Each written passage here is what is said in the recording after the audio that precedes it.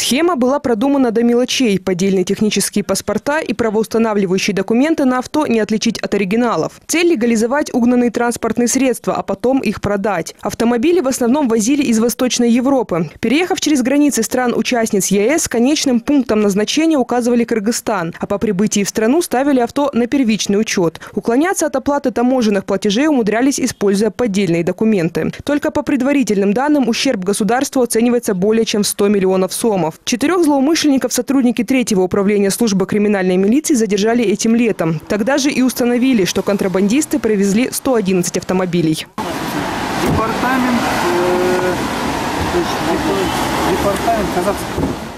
Мошенники прикидывались скромными работниками фотосалона. Однако не обрабатывали фотографии, а занимались подделкой документов и печатей. Особо не прятались, располагался подпольный цех в Бишкеке. При обыске милиционеры изъяли 25 гербовых печатей различных государственных органов, причем не только Кыргызстана, но и стран СНГ. А также бланки и печати частных нотариусов, более 50 поддельных свидетельств о регистрации транспортных средств Беларуси и Казахстана, сопроводительные накладные с печатями контрольно-пропускных пунктов Актилек и Акджол о пересечении государственной границы нашей страны. Нашли компьютеры и принтеры для производства и изготовления поддельных документов. На пассажирском сидел, когда Вы где сидели?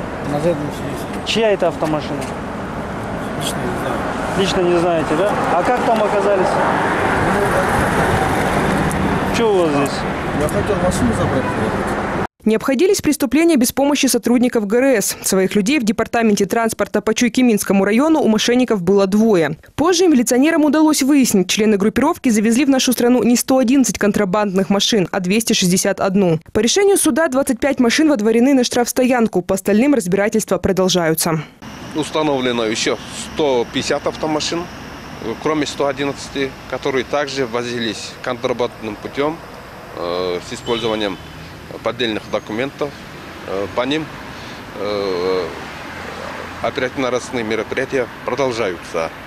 А вот по 111 следствие уже проведено, уже, можно сказать, в ближайшее время расследование по этим 111 автомашинам будет завершено. В отношении 4 задержанных возбуждены дела по статьям контрабанда, подделка документов и мошенничество. Что же касается госслужащих, то их обвиняют в злоупотреблении должностным положением и служебном подлоге. Установлено, что в период с 2017 по 2018 года должностные лица Департамента регистрации транспортных средств и водительского состава при ГРС, при правительстве Кыргызской Республики, значит, по Киминскому отделу путем подделки подписи лиц, указанных в заявлениях о восстановлении утраченных документов, а также в журналах регистрации транспортных средств под видом восстановления им документов, незаконно выдавали бланки строгой отчетности, 16 из которых были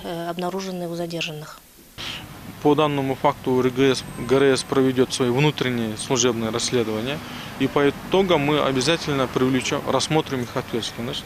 Помимо этого, нужно отметить, что они будут привлекаться и к ответственности по уголовному делу. То есть мы ожидаем, что они действительно получат достойное наказание. Продолжается и работа по установлению должностных лиц, причастных к контрабанде автомобилей. Сегодня стало известно, что именно такие нарушения происходили со стороны сотрудников Департамента регистрации транспортных средств Узгена. В информации говорится, что они, не проверяя данные и на основании поддельных документов, производили первоначальную регистрацию. На их счету 17 иномарок и ущерб более 10 миллионов сомов. Но в столичном Департаменте регистрации транспортных средств и водительского состава сегодня был уволен директор Джошбек Кайналиев. Не исключено, что снятие его с должности связано с выявленными фактами автоконтрабанды. Екатерина Ступкина, Александр Симонов, НТС.